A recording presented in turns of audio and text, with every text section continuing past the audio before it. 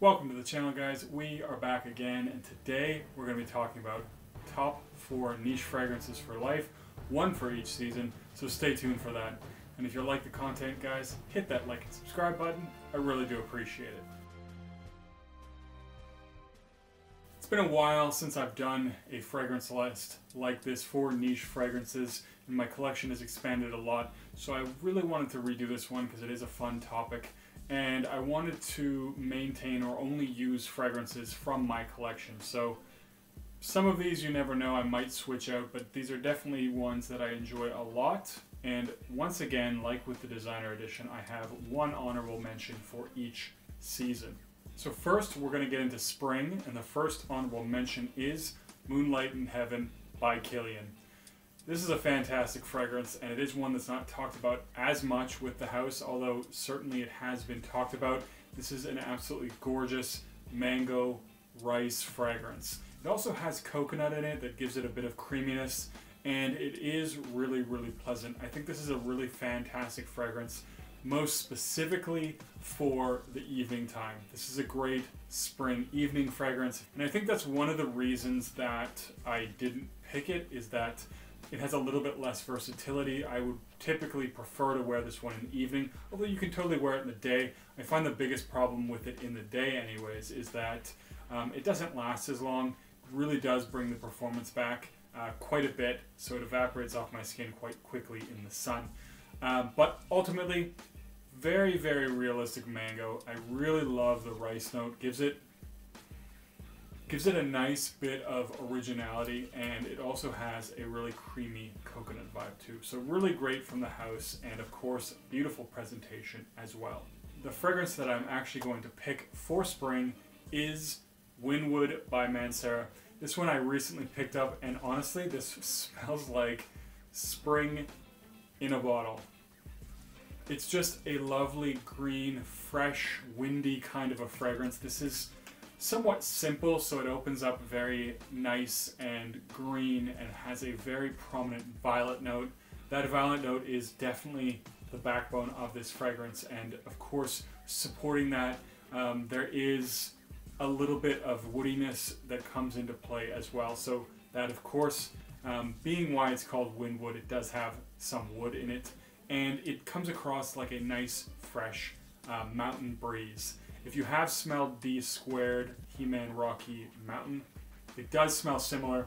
Not the same, but definitely a very similar fragrance, and really good performance on this one, as with a lot of Manceras, and excellent, excellent value as well. So really do like this one, and this is going to be my spring pick. Next, we are into summer, and my runner-up is going to be none other than Sedley. This is the 2020 formulation, which from what I've heard is just matured longer than the original batch. So if you do have the original Sedley, it should have probably matured to about the same strength as this one. This one does seem to perform well, especially for a fresh fragrance, but I'm still testing it out, and I really like the smell of this one. It is ambroxan heavy, but it also has a nice touch of crispness from the mint, and it does have quite a nice lavender to it as well. So this is an interesting fragrance, and it's one that doesn't come across like too many other fragrances that I've smelled.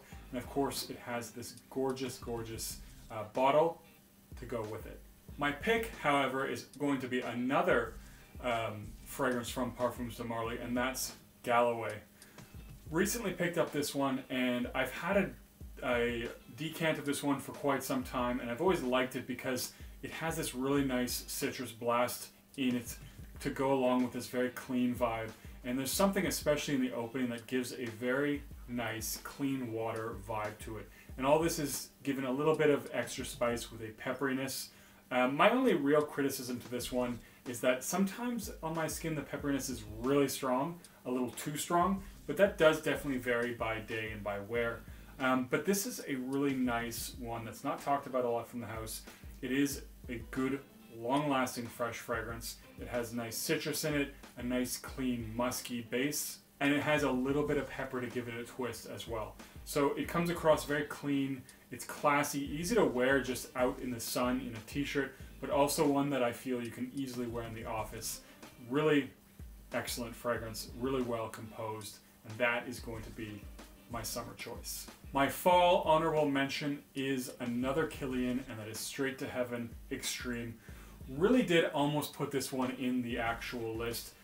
It is a really great boozy fragrance. I like this one more than the original because it is even boozier, and that's one of the things I love about a lot of the Kilian fragrances, is that they're very, very boozy. This one really smells like somebody has just dumped a bunch of rum all over you in the opening, but it also has a nice woody touch, and it has amped up dried fruits, so there is definitely some sweetness there as well. So this is a really well composed fragrance, easy to class up, easy to wear almost any time. I personally have worn it to work. Probably not the best idea, but it is a fragrance that I love, and it's great for the fall. The main reason Straight to Heaven Extreme got in the honorable mention is because there is another fragrance that for me would probably be my signature scent if I had one, or one that I would wear all the time if I wore only one, and that's Creed Viking. I really, really enjoy this one.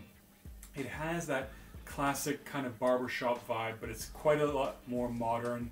It has a nice spiciness that's contrasted with a crisp, cooling mint, which is really well composed. And there is actually rose in this fragrance, and I really, really like the rose in this fragrance. So when this one dries down, it does start to get a rose that is detectable to me. This is very versatile, very easy to wear at work because it has this professional, mature vibe to it, but also easy to wear pretty much any time. So it is fairly versatile, and I really do enjoy this one. I think the added maturity is definitely something that I like about it, as I'm, in my 30s now, and I think it's just such a great fragrance. I love the spiciness, I love the cooling mint, I love the contrast. The dry down is also very nice. My winter fragrance, of course, there's so many fragrances that this could have been, and I feel a little obliged to put this one on the list, and that's part of the problem with it. It is obviously a really good fragrance, and it's going to be my honorable mention, and that's going to be Italica by Xerjoff. This is a fantastic gourmand. A lot of people talk about it as the best gourmand of all time, and I definitely see how people can say that. It's a very beautifully composed fragrance. The bottle, as you can see, absolutely gorgeous, and it does have this really nice slight strawberry in the opening with a beautiful, nice dry almond cookie. That dryness very quickly turns into a very beautiful, creamy almond biscuit and is really, really delicious. Definitely something more for the colder weather because it's quite thick and quite sweet, but absolutely gorgeous. As I was saying, I think the main problem with this one is that I feel obliged to put it on a list, and I feel obliged to pick it.